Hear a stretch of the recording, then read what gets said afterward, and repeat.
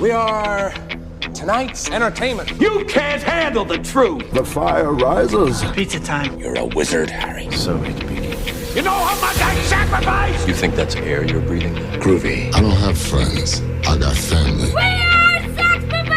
1, 2, 3, 4! Craft Services. Hello, listeners. We're back for another Trentless intro. Trent is off gallivanting in the West Coast.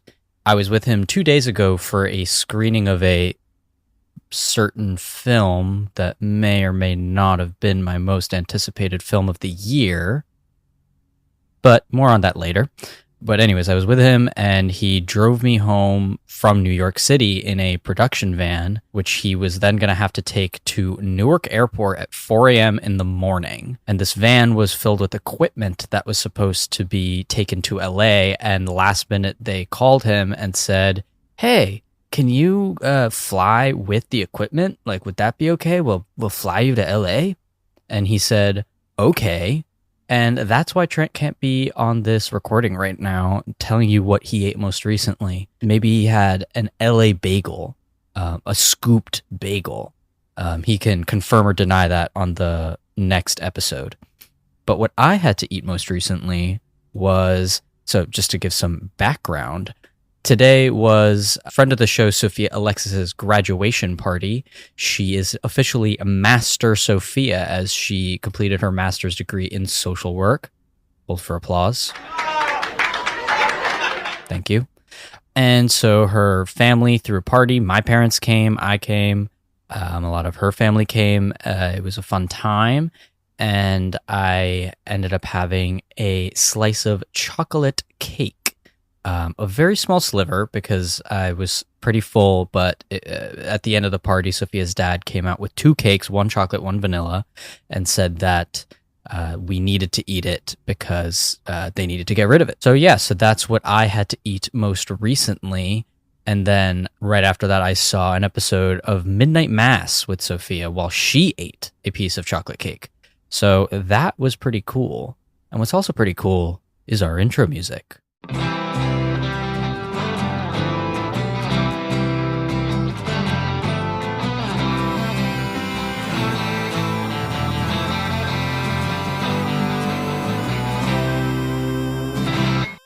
Welcome back to Craft Services, where we talk about the movies. Each week we talk about a film and hopefully have a crew member of that film to talk with us about their experience working on the picture.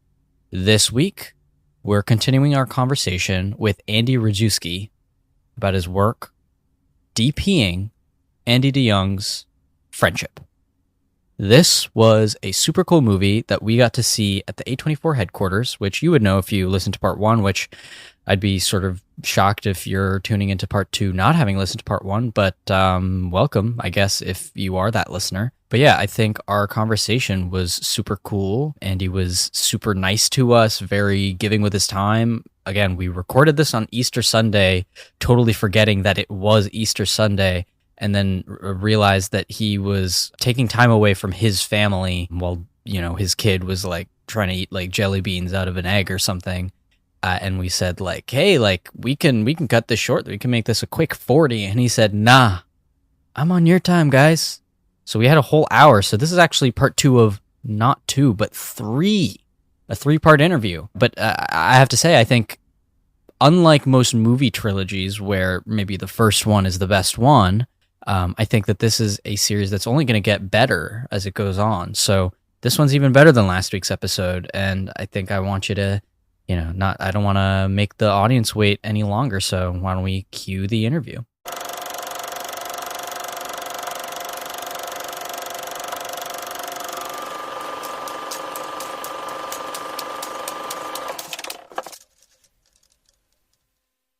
What kind of conversations are you having with Andy on set as far as coverage? Are you guys shot listing, storyboarding?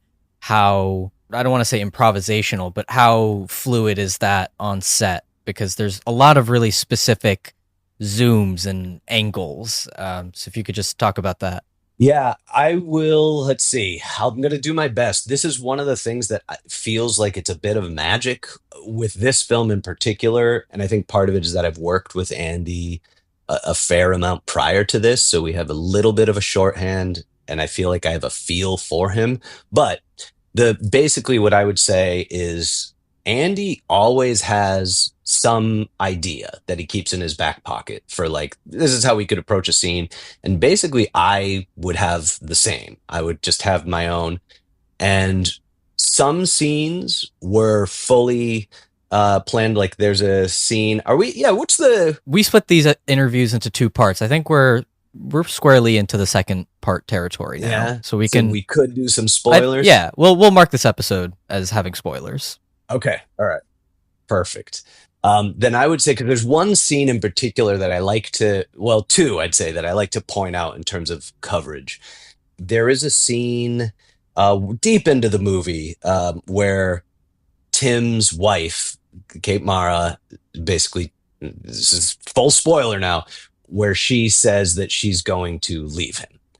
And that scene was, we were there shot listing and the art department was there, like basically on sort of a scout, one of our scouts in the house. And Andy was like, what if in this scene, like it's all this one shot? There's a scene that he loves in the movie Burning where a whole scene plays out basically as the sun sets. And he was like, what if she comes home and he's following her around and we never cut.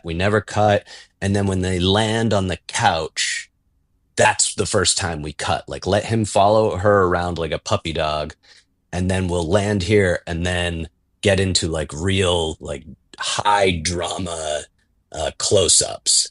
And then let the light fade a little. She'll turn on a lamp. Like that was purely on location, Andy having an idea, and then we sort of massaged it out. I found some maps the other day, that some overheads that we did that we ended up tweaking. But so that was, I would say, one of the most planned out. It's that and the tunnels. There's every time they go to the tunnels, like I created some maps for the tunnels because it was so confusing as to like, because we're using like one hallway for three different pieces and then another one that we use that we shoot from a different angle.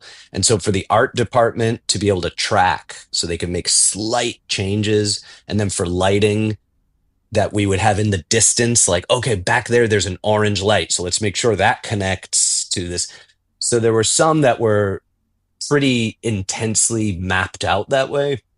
But then other scenes were completely different. And this is where I'll talk about the zooms, because that's one of my favorite elements of this movie, but was not the plan. Whoa.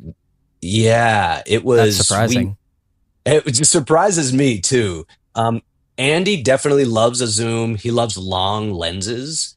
And so I knew we would be using that for some of it, but I thought we would use it for 10, 15% or something. We ended up doing 95% of the movie on these zooms. And a lot of it is, I don't know, Andy has a bit of like it's really interesting. I'm kind of interested in a subjective camera versus an objective camera. And Andy has a real, seems to have a taste for objectively watching characters do their thing, like watching from an objective perspective. But what I found as we were using this zoom, the long end of it, we're using an Ingenue 24 to 290, which is a big zoom. And I kept finding that when we were on the long end of that zoom, that something happened where it like almost switched. I kept thinking of it as a magic trick where it was objective. You're looking at someone doing something. And then as you get to the long end, it suddenly became subjective, as though you were in their head listening to their thoughts. Like you'd feel their emotions. And I was really intrigued by that. And the more we played with it, the more Andy seemed to be into it. I loved it. I was able to operate. We had a great operator on this, Shannon Madden. She would get like thrown in because I'd be like, okay, you know what? You take this one. And she'd have to just jump in cold. It was like somebody coming off the bench and hitting like 3-4 threes in a row. But I was able to operate for most of this movie. And a lot of it really would be watching what was happening and finding it and pitching things as it was going. So the zooms really sort of grew as we were shooting, like more and more. I'd be like, what if we started in tight and just kept zooming out, and then you land, so you see their house. So it ends up becoming an establisher by the end. And so it became this dance of like having to really get a feel for the actors. Where are they going? I don't want people to feel the movement of the zoom too much. Almost every shot in this movie is slightly zooming. And it was just something that really, it feels like I have a few of these things, but it felt like the movie was telling us to do that. Like we weren't telling the movie. Like it really, in the best cases, I truly believe that like the project, the movie, the script, kind of, if you listen, it tells you what it wants. And there are a few instances in this movie where, so all to go back. So some of the things we figured out as it was happening. To give one more example, I'll make this one shorter. The opening shot of the movie and the opening scene, which used to be in the middle of the movie. Yeah, we were just about to ask about the opening scene. Yeah, it used to be, which is the scene after, it used to be Tim coming up the street with the package and meeting Paul's character. That used to be the opening. And then I believe it was Nick, the producer, who suggested moving the scene that now opens the movie to the beginning. That was I consider that shooting that scene to be a turning point in the whole production of the movie. We were there after filming tunnels for 2 days. So we're like in mud, we're underground. It's like we haven't seen the sun in a few days. And as we're setting up to shoot basically this cancer survivors meeting, we were just like, yeah, we'll get a wide and then we'll come in and sort of standard coverage. And Andy told me, he's like, this feels like TV. Like this feels like, how do we make this not TV? And this was one of those scenes where I had a back pocket pitch ready to go. And I was like, well, there's a version of this where you just start really tight on Kate's face and you just like zoom out really slowly, let her whole monologue play, and we shot that same zoom shot from two different angles, but it played out the same way. I think it's both of those shots are two of the best operating examples of my whole career, because I was obsessed with coming out at like a nice pace so you don't like feel it, as it's not distracting. But then my favorite thing is you feel Tim just like eking into her frame and into her life. And then his like first line delivery is one of my favorite line readings of all time. Like it is really funny, and it is such a different tone. And I was so obsessed with like, okay, let's time this so that it zooms out. You start feeling his face, start feeling it out of focus. And then just in the right spot, you have enough of him where then a nice gentle focus pull, our first day scene, Moose timed it perfectly, where it naturally drifts over. He delivers his first line, which tends to get a good laugh in the theater. And for me, symbolically, I was like, that's their relationship, where she's in something deep and self-reflective. And then he interrupts it with like kind of a dummy moment, and that's like a perfect, just a microcosm of their entire relationship in that shot, which I love. But that was Andy, on the day, like he just asked, I gave him a pitch and he's like, that's cool. Let's do that. That's right. And I will say, the whole crew, after our first take of it, the whole crew was like, oh my God, that was fucking awesome.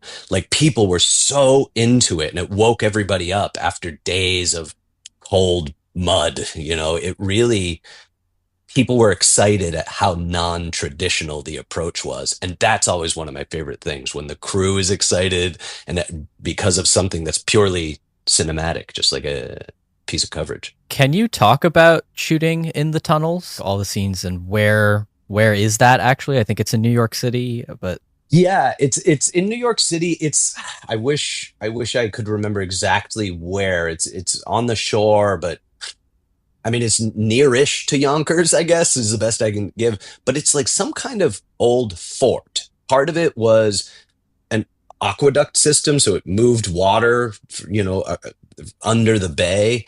But then also part of it had some prison elements because they were like, yeah, people would be locked into these rooms for, punishment for whatever. It was kind of confounding as to what it was. And we just found it, Ben Gamer, our location scout, he found it, brought us there. We went several times and looked at many different elements of it.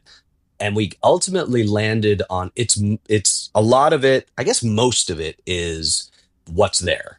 And then our art team had to build one section because we needed, as we pieced it out, we were like, we need like a crossing of 4 tunnels in this one part, and it didn't exist. So the art team came in and built something and then blended it with the natural thing. There's also a part where they have to climb up something.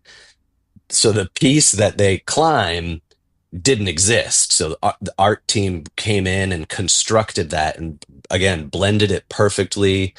And so it was like a bit of a mixture of practical and art coming in.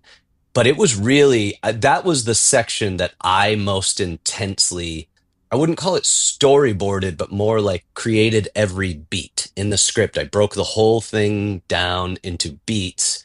And then I was like, okay, this is tunnel 1A. This is 2C. This is so that everybody could take a look at a map and just be like, oh, okay, this needs to be that. Like I was really, part of the reason is I shot years ago a TV show that took place in a college dorm, and it was one hallway with all these dorm rooms off of it. And it was when somebody would like exit their dorm going right to left. And then when you get in the hallway, if they were going left to right, like if you just flipped the 180 line, basically, it would become disorienting visually. And I was really obsessed with, I always like smoothing out anything that could take a viewer out. And so those tunnels that was the most intensely, I guess I did some smoothing where I was like, this tunnel has to be that piece. When they exit this piece, it has to be right to left. And then we'll pick them up over here 2 days later in a whole different section that it flows right to left, left to right, left to right, and that kind of thing. But it was, the water on the ground and the mud, we brought that in. That was something that Andy was really into. He was like, no, we got to figure this out. We have to. And everyone was like, which is the way. We were a low budget movie, and they're like, we can't just like make mud and water. Like, we got to figure this out. And there's also like, there are union rules because if it drops below a certain temperature, you're not allowed to put water down. So we were keeping our eye on the temperature to see if we'd be allowed to. So, but he really made sure, he was like, no, we need this element. It needs to feel grosser, muddier, a little more dangerous that way. And, going back to that piece of music thing, like the tunnels are so like tight and claustrophobic and dirty, and then you follow it up with like this thing with Paul and Tim up on the roof, kind of having like this romantic date, end of date moment, and you get to breathe and feel the world afterwards.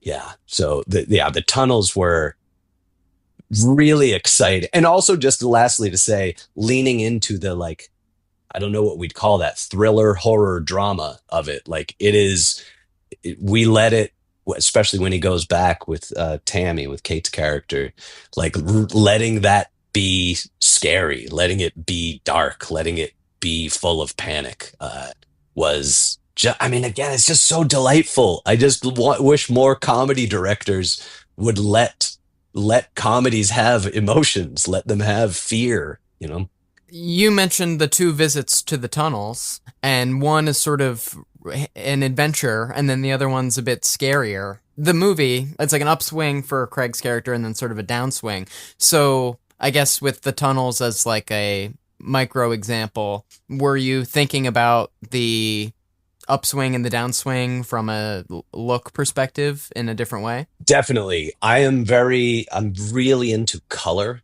and you can watch really throughout the movie, but you can see it in the tunnels. I kept thinking about like everybody's, color palette, like how it kind of leaks in. I kept calling it like an infection. that like Paul's life that Craig is so jealous of, or Tim's character is so jealous of.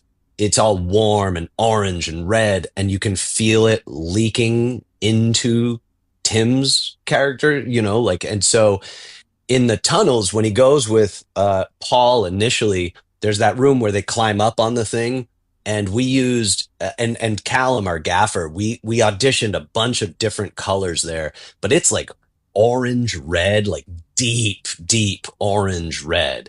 And I kept thinking of it as like, this is Tim trying to fully immerse in Paul's life, like trying to become him, wanting to be his own version of him, but it's somewhere between like obsession and love and also hell.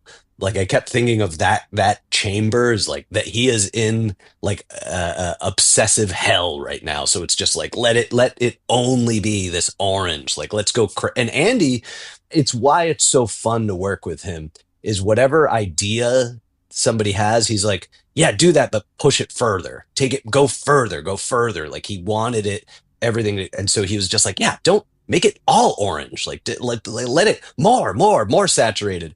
So anyway, so that was that section. But then when he comes back with Tammy and he loses her, we start, as he's running through the hallways, we start switching some of those colors out. There's there's a silhouette shot of Tim that I absolutely love, and that we built it for this beat where he comes out and he's silhouetted. I think Tim has an incredibly shaped head.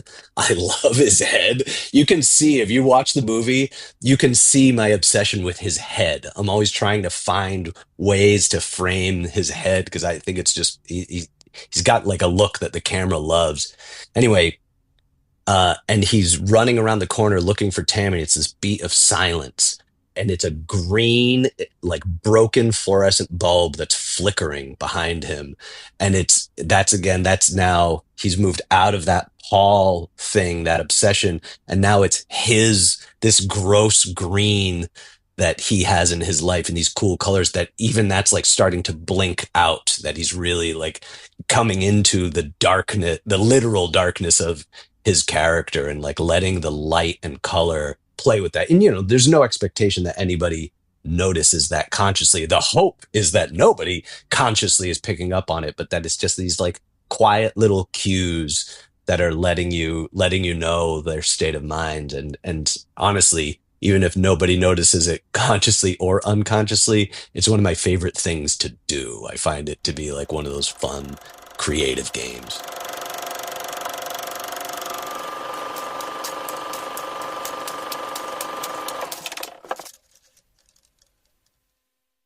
Whoa, what an interview, huh?